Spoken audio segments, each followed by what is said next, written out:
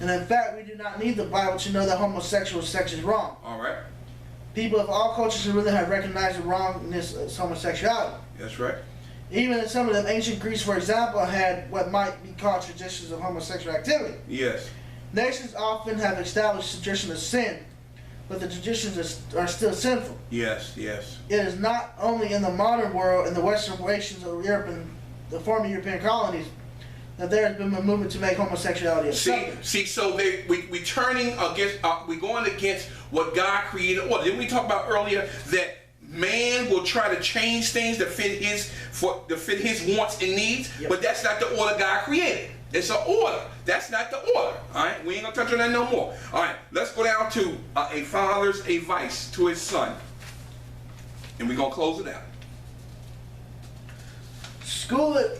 A father's advice to his son of becoming a man, part 4.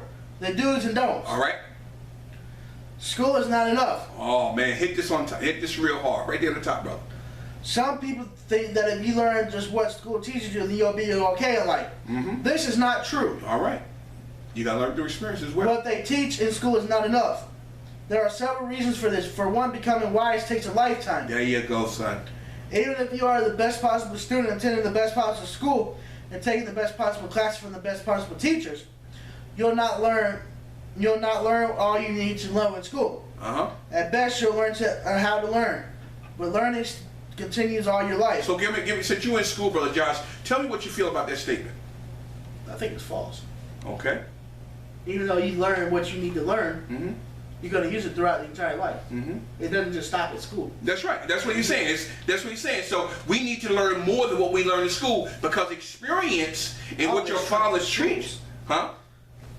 Wait, I'm listening. It always trumps school because in school you're going to learn what you need to do. There you go. But when you do it every day, Yes. it becomes a habit. It becomes a habit. And then what your father teaches you, that'll go along with your schooling, because it's a continuous thing. Mm-hmm. Praise be to God. Let me go to the next one. Don't be a teenager all the time, all of your life. What does that mean? You said, don't let my child be a teenager. Let me break this down for you so you can understand. And that's because the modern idea of a teenager is a serious twisting of that a young man between the ages of 13 and 19 should be. The teenager is said to be a different type of human being who is neither a child nor an adult. The teenager, as he is usually portrayed, is more powerful than a child, but less responsible than an adult. He gets to enjoy much of the power of adulthood, an income, a car, a girlfriend, some independence from parents, and so on, but without many of the burdens of adulthood, being legally responsible for all his behavior, having to learn all his income, being expected to marry and to start a family, and so on. So what does that basically mean is you have to teach the child responsibility at an early age. You know, it's all right, Brother Josh, I know, and you probably experienced this. It's all right when you was growing up and you was a teenager that your parents gave you certain things that you can do. Yep. You can do this, do that. But they also had to teach you some responsibility. So sometimes you're a teenager, but you got responsibility too. You got to clean the house. You got to take out the garbage. So it's good, but you got to have some parameters there. You got to have some things in there for that young man to understand, yes, you're a teenager, but you're going to start to be responsible so you can grow into that man that I'm training you to be a man one day when you get older. All right? So that's what that means. Go to the next one, brother. Don't John. be a cynic. All right. Good. The modern world is a cynical world. Mm-hmm. And the more intelligent and knowledgeable you are, the greater your temptation to cynicism. Okay. But cynicism is a point you must learn to reject. Okay, go down to the next one. Cynicism. Cynicism is the practice of bad-minded things in a sly way that does not come out and say that you hate and disrespect them. Yes. I don't think I've done it. Okay, so don't have. You know, like we say to kids when they're small, don't have a potty mouth. Yeah. Don't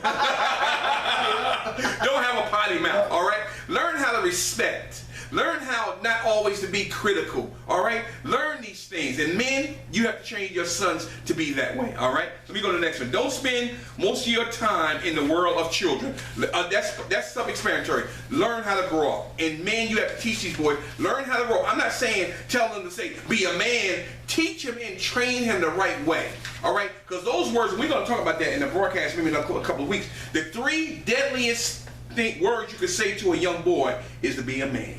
How you going to teach him that and you don't know how to be a man? Exactly. He don't know how to be a man, all right? Let's go down to the next one, Brother Josh. Don't love your opinion too much. Don't love your own opinion too much. What does that mean? What does that mean? That's self-explanatory. What does that mean to you? Don't love your opinion. Because everybody's acceptable to their own opinions. Okay. But when you love your opinion too much, it starts to interact badly with things. Oh yeah, but also what it means also is that you think too highly of yourself. Exactly. That you think you got it going on. I mean, I'm the Yeah, stuff, man. yeah. Whatever I say goes. Exactly. You know what I'm saying? You better listen to what I'm saying because I know what I'm talking about. But you don't know everything. That's what my mother used to tell me. Uh-huh. She said, "Cause that's dad and I'm mom. That's why." See. That's But what she used to tell me. You see, but like we said. I said why? She said, "Cause I'm mom. That's why." Okay, so that goes back. Don't do as I say do. Do as I do. Don't do as I do, but do as I say do. You can't do that because that's contradictory. Okay, that's contradicting. Don't try to be popular. That falls right behind about thinking your own opinion. Don't be a conformist. That's right. That's right. All right. So don't be. That means don't be a follower. Be a leader. Be a leader, because he made you to be a leader. Don't be non-judgmental. Stop trying to judge other people, because if you judge somebody, somebody's going to judge you. All right. Be masculine. Now we got to break this down now, because we talked about this. Now that could be a problem if we don't understand what that means. All right. Since a man is a man, he should do manly. It should be manly. To be otherwise is to invite people to disrespect him. Okay. The essence of masculinity is strength under control. Stop right there. What does masculinity mean? Strength under control. Meaning you got to understand who you are, what qualities of a man you are, okay, and have that in control. When you're out of control, you're not masculine anymore. Nope. You were made to lead, to protect, and provide. And that's strength under control. Not being a conformist, not trying to tell somebody you are better than them. You have to train your sons about this stuff, about being strength, being a man, but being strength under control.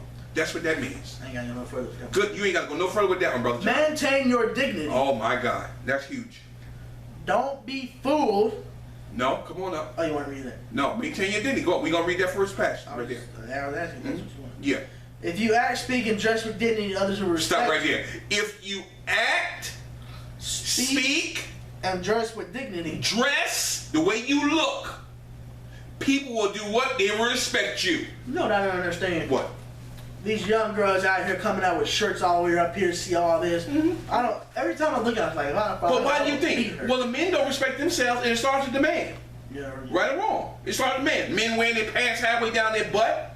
They look like garbage, like sugar, honey, iced tea. I ain't gonna say what that means. All right. The way you talk, men, or men that you train your sons, the way you dress. And your dignity, what you feel about yourself, you have to respect yourself before somebody can respect you. And that's what you got to teach your sons. That's how you're aiming him in the right direction. If you're doing some of these things that we talk about, you're not aiming him in the right direction.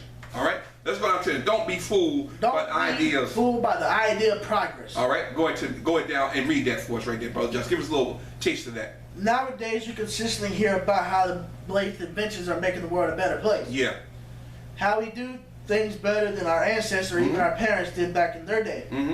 The official name of this idea is progress, and it contains a trap that you need to avoid. Wow. Continue to read on, because this is good stuff. Here's an example of the idea of progress.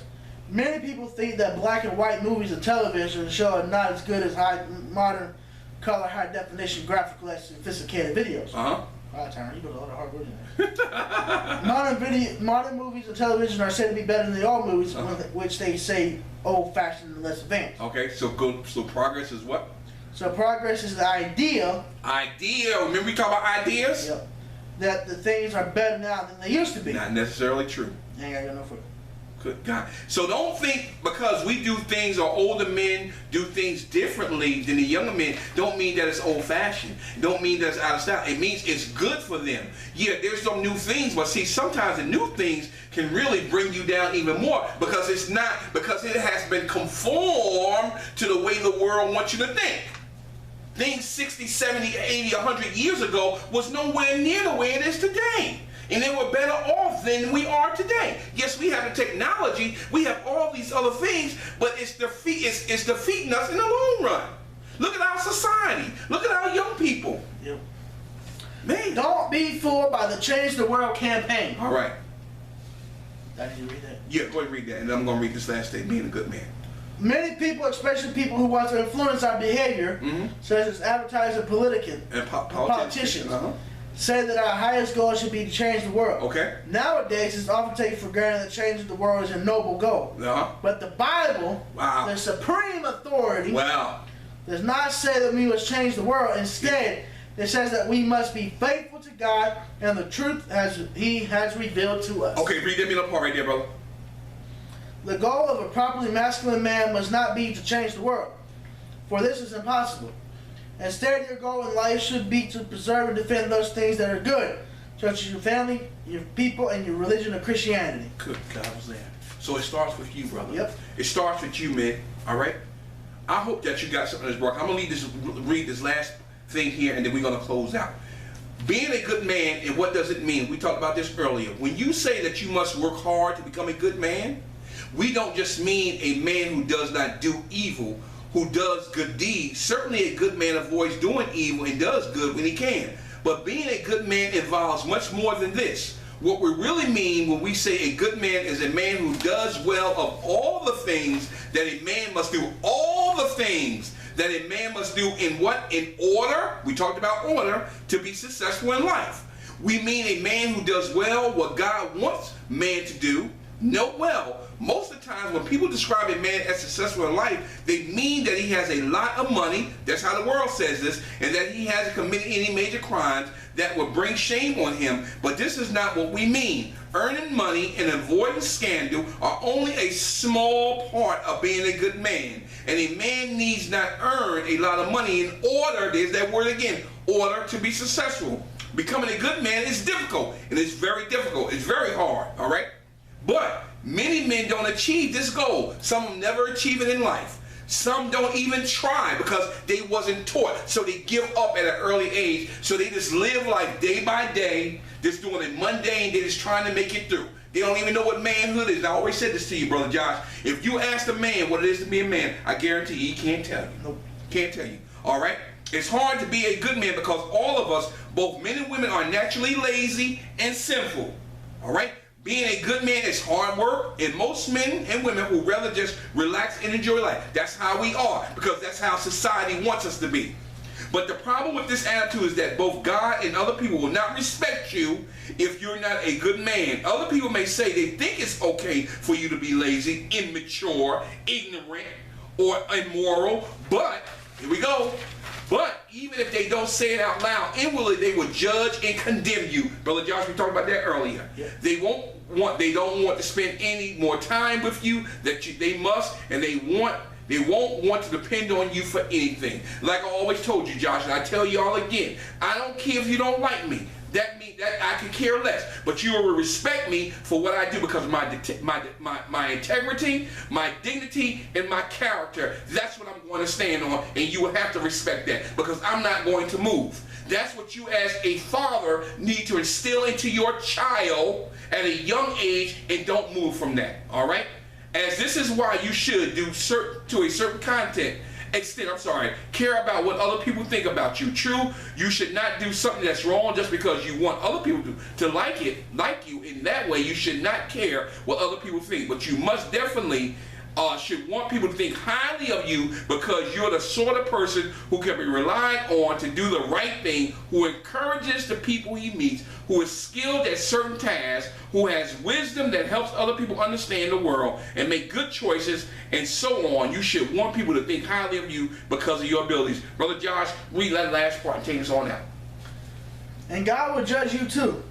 True, God saves sinners from hell based only on the repentance from sin and the faith in Jesus Christ. Yes. But even our Christians are subject to divine judgment. Yes. And besides, a truly saved man wants to please God by developing a good character. So, the last key words, you as a man, you got to train your child and give him good character. It comes from you. Train up in a child in the way he should go, he shall not depart from it. It's your job. If you don't know how to be a man, and you heard what we just said, a lot of men never even make it there.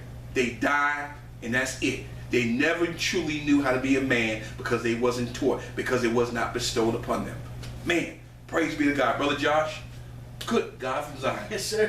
Awesome broadcast. I hope that y'all got something out of this, because I've been truly blessed. Next week, we're going to come back with part 2 of why do some men, you call yourself a man, and why do some men try to aim them sons at a target and they can't even hit it themselves? I hope that you got something out of this, because it has really touched my heart. Boy, I'm telling you, if Brother George, out of all these broadcasts, we done over 250 of them, episodes that we have done. If men have not learned how to be a man from those broadcasts, something's wrong. But I know they being helped, because we already got 14,500, so they must be learning something. And I thank God for you and all that y'all do in the support here at MSF. We thank you so very much. We look forward to seeing you next week. If there's no more to be said, Brother Josh, take us on out. It's not what happens to you, it's how you handle it that really matters. Finally, secret is out. Even strong men struggle. Praise be to God. We look forward to seeing you next week on the Trauma Network for Men. Praise be to God. We love you.